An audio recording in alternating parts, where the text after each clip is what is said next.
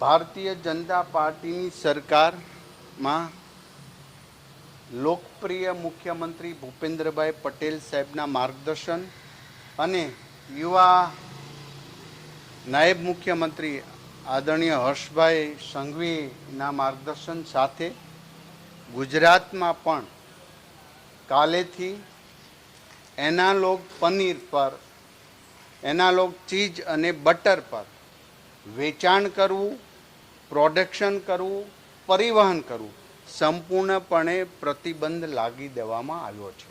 સાહેબ, છત્રાલ જીઆઈડીસીમાં 1.67 કરોડનો પામ ઓઇલનો જથ્થો મળી આવ્યો છે.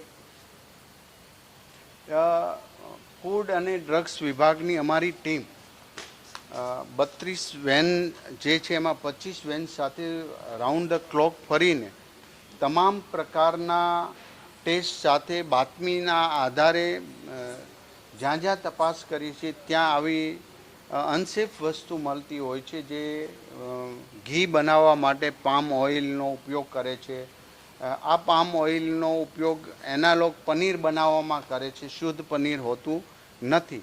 માટે દરેક રેસ્ટોરન્ટ, દરેક ડેરી પ્રોડક્ટ વેચાણ, મોલ, કોઈ પણ જગ્યા પર એનાલોગ પનીર અને એનાલોગ ચીઝ અને બટર આનું વેચાણ પણ નહીં કરી શકે, ઉત્પાદન પણ નહીં કરી શકે અને પરિવહન પણ ગુજરાતમાં કરી શકશે નહીં. સાહેબ, આ ટાસ્ક ફોર્સની રચના કરવામાં આવશે કે કેમ? કારણ કે અત્યારે ફૂડ એન્ડ ડ્રગ વિભાગની અંદર અધિકારીઓની ક્યાંક અછત વર્તાઈ રહી છે.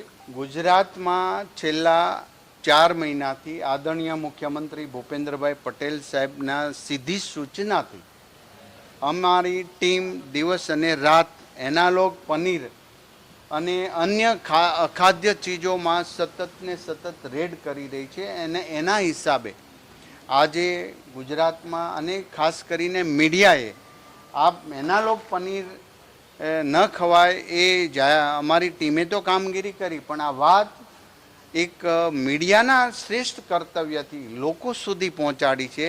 અને આજે બધા જ લોકોને જાગૃત થઈ ગયા છે કે આ એનાલોગ પનીર એ શુદ્ધ પનીર નથી.